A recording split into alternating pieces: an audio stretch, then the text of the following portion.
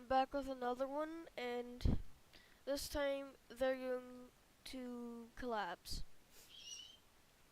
So, as this one, nations, Europe, historical. So basically, Austria-Hungary's reformed. And yes, I just finished that other one.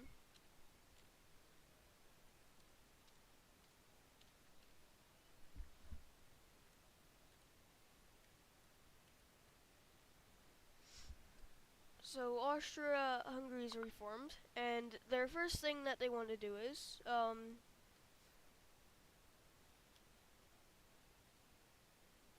they invade, they invade Montenegro, which then Serbia declares war on them because they were like trying to unite with each other. But Serbia loses, and all that Austria-Hungary takes is the northern part, which belongs to Hungary. It is not Serbian. So now that Serbia's mad, they try to invade Macedonia, which Macedonia pushes them back. I didn't mean to take that. And they try and invade Kosovo, but since they're weakened, Kosovo actually pushes them back, and now they're much weaker. So Austria-Hungary just annexes whatever is left. Now, Bulgaria actually joins in and says, we're gonna just annex that real quick. Now, Austria-Hungary starts building up their army, and the main center is in Hungary right now because Vienna is close to the border and it could be like overrun, and they do not want that happening. So they move it to Budapest, and they start building an army. Let me just delete some stuff from here.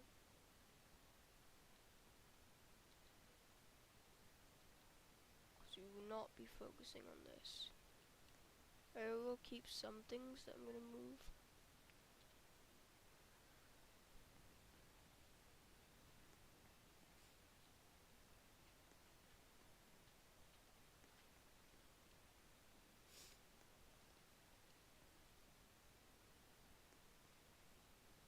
Okay, so the Second Entente gets prepared to invade Switzerland, and so it starts out with France taking some stuff, even taking parts of the Maginot, which Germany just jumps in and takes.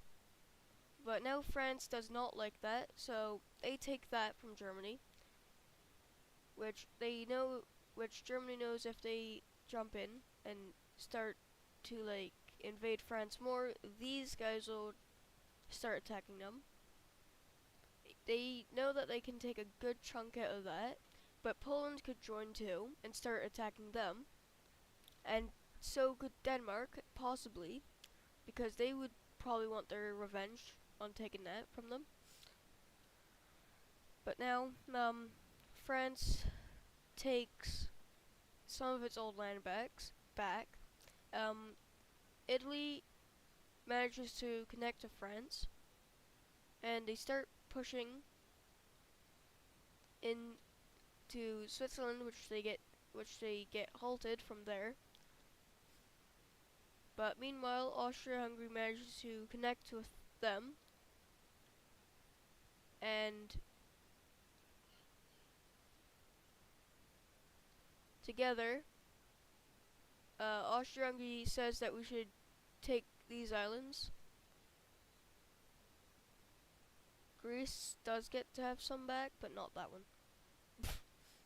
Albania is invaded by Austria-Hungary, and after the Austro-Hungarians pushed them back to where they have naval supremacy, these troops cannot escape because where are they supposed to escape? So they surrender.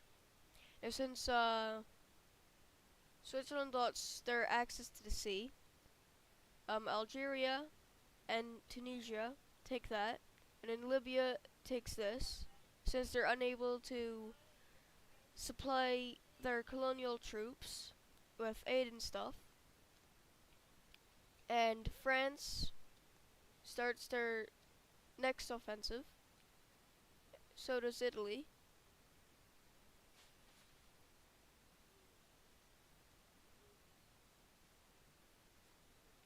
But they do get pushed back. But then this is when Austria-Hungary actually joins in and takes their old stuff.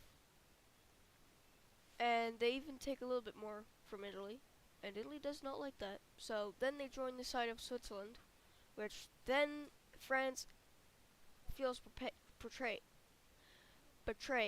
not portrayed.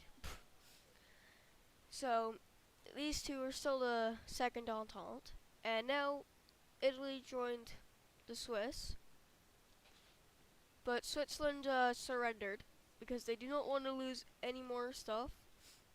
Now at a peace conference, they did get to keep Liechtenstein as a puppet. So they were nice, but they did tell them to never do that again. Now, Italy. The reason why Italy changed was because they managed to successfully stage a coup and put in like a Swiss puppet of a government that as soon as that they made a promise as soon as Switzerland fell, you would continue your orders on attacking them until you die. And since that person was very loyal to that person who wanted to make that Swiss thing, he did fight, and the new Swiss government actually joined in on the Second Entente, and they did manage to take some stuff, and they were allowed to have some sea access.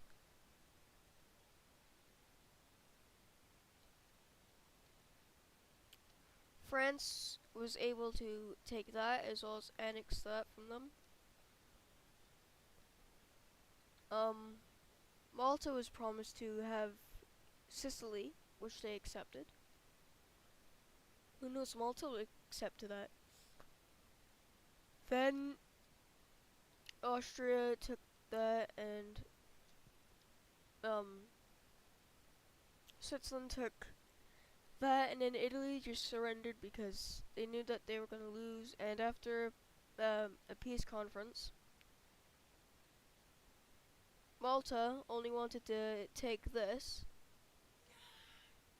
Austria-Hungary and Switzerland didn't take much, except for like stuff that could help them. And this is the new border. France did annex something though. It did take that. But these are the new borders now after that bloody war. But they still had one enemy, Germany.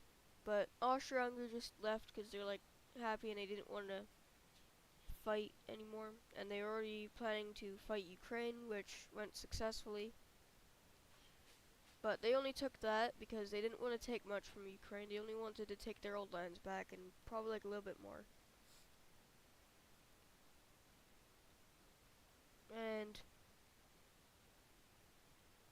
But the reason why Ukraine didn't put up didn't put up much resistance was because they just and took Crimea back. But they did allow the Austro-Hungarians to take that back because like they just got that. But France invaded Germany, but they only took that, and they said Germany can keep the rest. But Poland tried to invade them, eventually splitting them off. But Germany eventually pushed back, and Poland realized that was a bad idea, as then they started pushing in even more.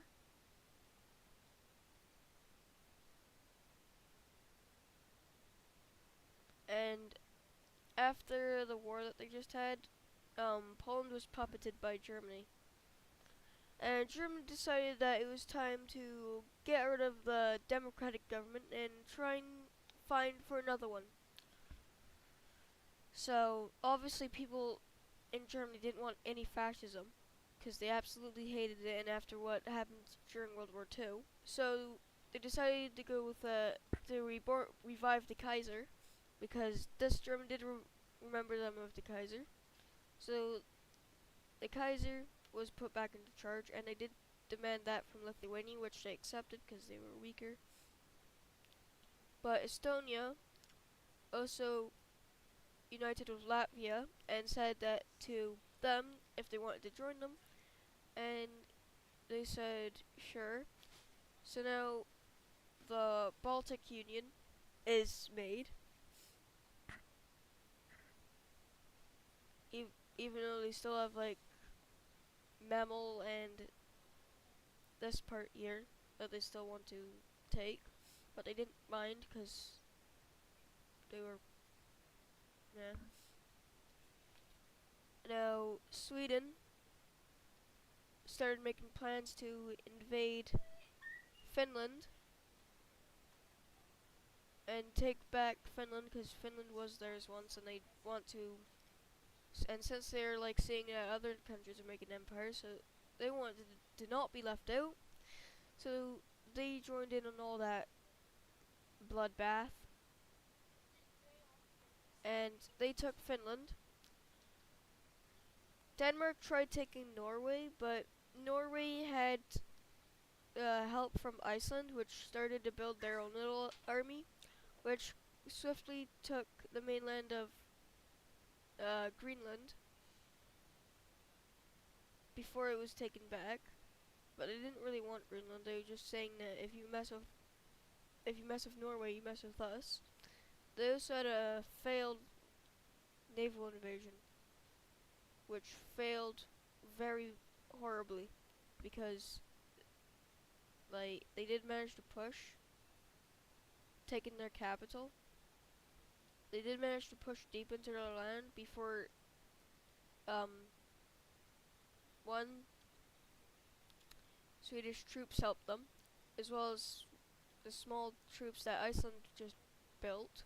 So these troops just were absolutely annihilated, and from that, they had to give up some land, like this island to Norway and this island to Sweden.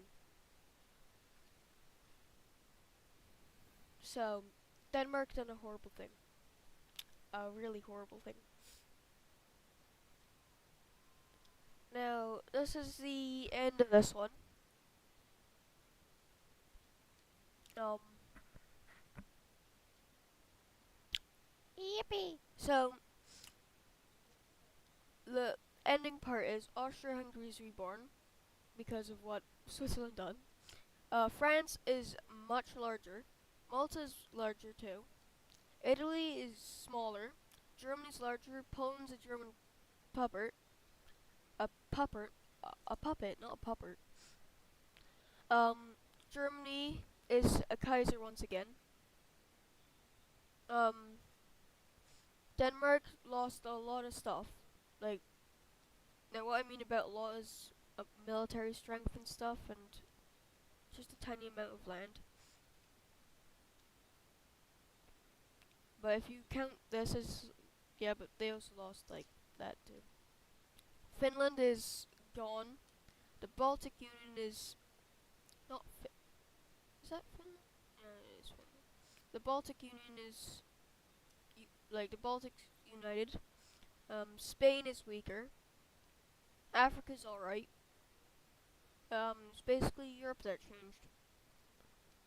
Anyway, let me just delete all props. Yes. Goodbye, props. I deleted all my props. Where?